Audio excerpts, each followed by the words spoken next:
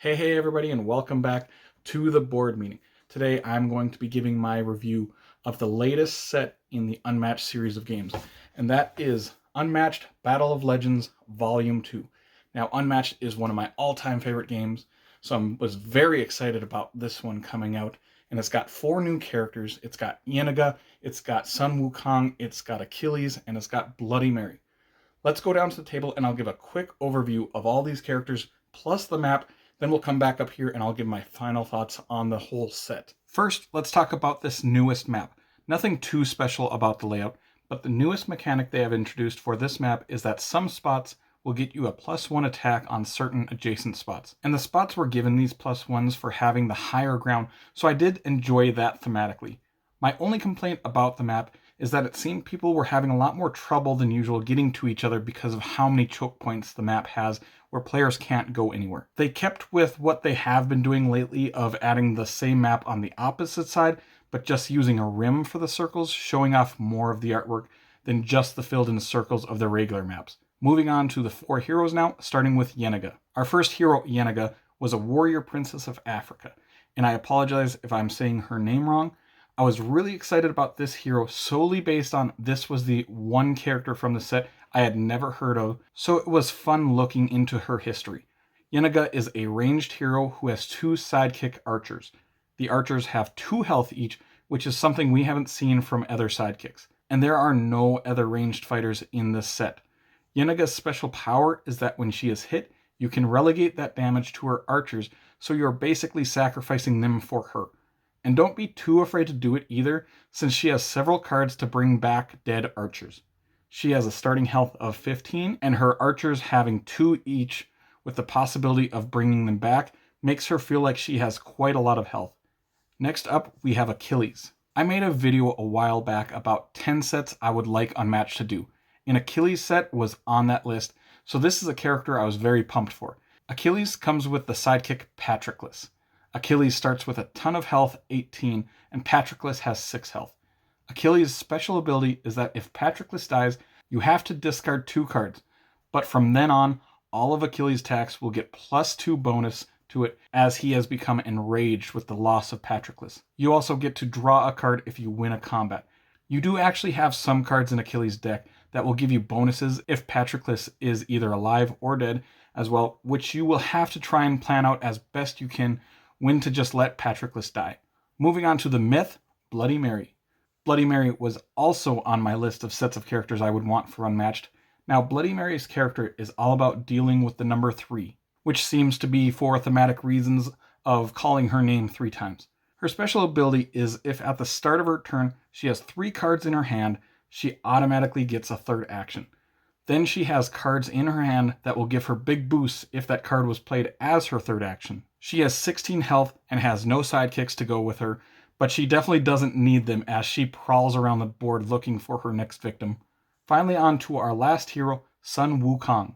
Sun Wukong is the mythical Monkey King legend from early Chinese culture. Sun Wukong's special ability is that at the start of his turn, he can choose to take 1 damage in order to place out 1 of his clones on the board, which he has 3 of. And Sun Wukong's clones are, for all intents and purposes, himself, that he can send out and attack his enemies for him. All his cards are available for him and his clones to use, so basically he can try and hide himself away from attacking players and have the clones do the dirty work and go into the battle trenches for him without the risk of taking damage, but instead just losing his clones, which he can always pop up new ones on subsequent turns for the cost of just 1 health, which he begins the game with 17. Let's go back up top and I'll tell you some of my final thoughts on these heroes individually and this set as a whole. So first, let's start with the map. I really like the map. It's pretty neat. I like the mechanic of it, of how if you have the higher ground, you get that +1 attack to all those adjacent enemies that are downward from you. I think that's really neat. I have a complaint though about the other side of the map, because we use the one with the full circles, but if you flip over the map, you have those just rims of the colors. We never use that because I think those are kind of hard to see, especially across the board. I don't really like those. We never end up using them. And I'm kind of disappointed they started using this system instead of just printing out 2 maps like they used to do. I kind of miss having 2 new maps every set, but that's not a huge thing. But I do wish they would go back to the 2 maps per set like they used to. Going on to the heroes, I like all of these heroes. They're really neat. They're all very interesting. I like Yennenga a lot. She's super cool. Having her plus her sidekicks all have the ranged attack. I like ranged characters. Most people do. Uh, she's just fun, and having when she gets hit, just relegating those damage to those sidekicks. That's pretty neat. And you're going to be constantly doing that because she's got like 5, 6, 7 cards that'll bring those archers back. So you want to do that, really. She's pretty cool. I really like her. Um, Achilles. Achilles is really neat. He's like this really interesting mechanic of you want your sidekick to die, but maybe you don't want him to die so early because Patroclus does have some very powerful cards in his deck. But after you used a couple of them, maybe you'd be like, okay, I've used quite a few of his cards. He probably doesn't have too many. Let's try and kill him off and get Achilles basically become Superman almost with how powerful he becomes. Getting that +2 attack is just insane. So once Patroclus is dead, he just goes on the warpath and just doesn't care anymore. And in this map especially, if you have Achilles and you have the higher ground, getting that +2 attack for his bonus, plus another attack, another +1 if you have that higher ground, that's insane. He will just destroy enemies towards the end of the game. Bloody Mary was probably the most interesting character to me in this set because out of every character that's been done in Unmatched, I think she is more of a hand management game than any other character. You are almost hyper aware of how many cards she has as you playing her and as your enemies playing against her, because she always wants to start her turn with 3 cards. So if you are the enemy attacking her and you see that she has 4 cards and it's your last turn, you might not want to attack her because if you attack her, then she uses her defensive card, and then she's down to 3 cards. Then on her turn, she gets that 3rd action, and those 3rd actions are just deadly. If she pulls off some of her moves, she can just wipe the board fast with the 3rd action. So it's really interesting.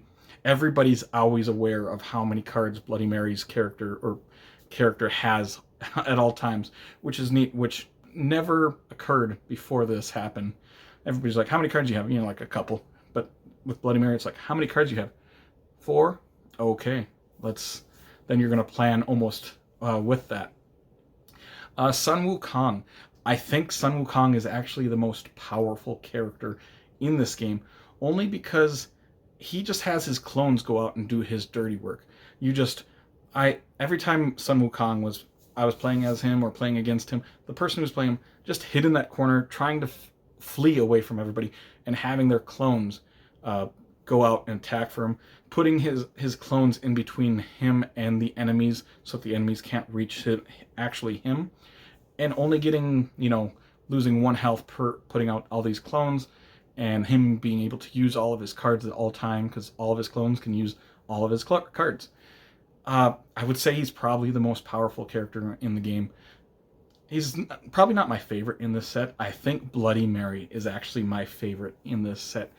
And what do I think of the set as a whole? This set is right up there with some of my favorite sets of all time. It's right up there with the Battle of Legends Volume 1. It's right up there with Cobble and Fog. So Battle of Legends Volume 2 is awesome for me. One thing, I really like that they haven't ramped up the complexity at all for this game. You could get this set as your first set and jump right into it and have 0 problem. There's only kind of 1 new mechanic for these heroes in this, and that's these double attack cards, which is a neat concept where you're playing 1 card and it actually has two attacks, back-to-back attacks on it. And that's the only new thing from these characters, and all 4 of these characters have those double attack cards.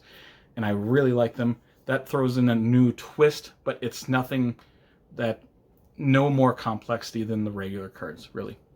That will complete this review. Like I said, really like it. 2 thumbs up for me in this set. Probably a 9 out of 10 for this one. It's great. With that being said, if you did enjoy this content, make sure to like and subscribe to see more weekly content from me, Shane, at the board meeting in the future. Hope you all have an amazing day. Take care, everyone.